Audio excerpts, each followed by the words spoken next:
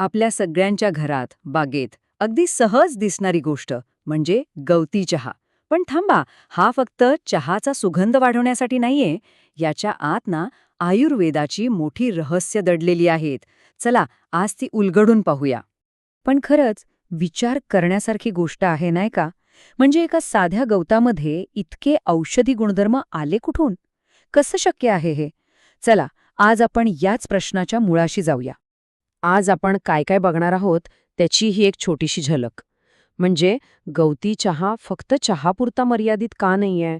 पोटासाठी आणि शरीराच्या शुद्धीसाठी तो कसा काम करतो? सर्दी खोकल्यावर तो कसा रामबाण उपाय आहे? आणि हो, मनाला आणि शरीराला आराम कसा देतो हेही पाहू. आणि सगळ्यात महत्वाचं, तो वापरताना काय काळजी घ्यायची हे पण समजून घेऊ. चला तर मग सुरू करूया आपल्या पहिल्या मुद्द्यापासून. गवती चहाचा वापर ना हा काही आजचा किंवा कालचा नाहीये, तर थेट आपल्या आयुर्वेदाच्या प्राचीन परंपरेशी जोडलेला आहे. आयुर्वेदात गवती चहाला फक्त चवीसाठी ओळखलं जात नाही, तर अनेक आरोग्य समस्यांवर एक जबरदस्त गुणकारी औषध म्हणून पाहिलं जातं. म्हणजे विचार करा, ही एक साधी वनस्पती नाही, तर एक पॉवरफुल औषध आहे.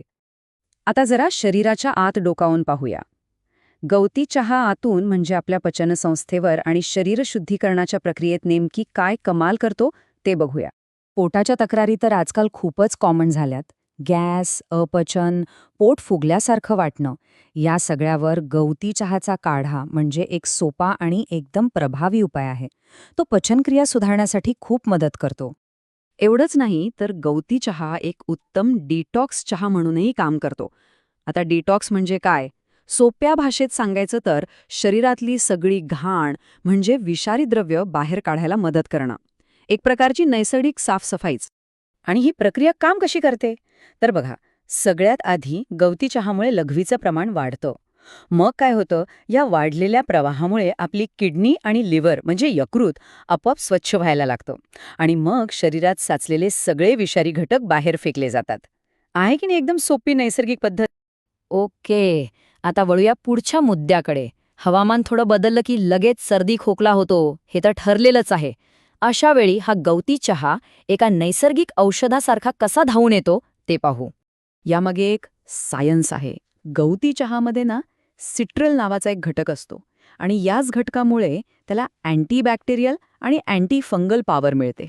सोप्या भाषेत सांगायचं तर तो जीवाणू आणि बुरशीचा सामना करतो आणि आपल्या शरीराला इन्फेक्शनपासून वाचवतो. जसं की समजा सर्दी खोकला झाला असेल तर गवती चहा, आलं आणि तुळस घालून केलेला काढा घ्या. कफ लगेच मोकळा व्हायला मदत होते. आणि जर ताप आला असेल तर फक्त गवती चहाचा चहा प्या.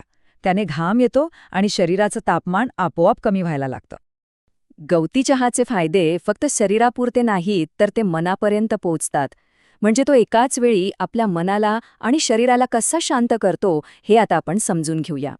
हे बघा, याचे फायदे दुहेरी आहेत. एका बाजूला त्याचा सुगंध, तो आपल्या मनाला एकदम शांत करतो, स्ट्रेस आणि टेन्शन कमी करतो, ज्यामुळे शांत झोप लागते.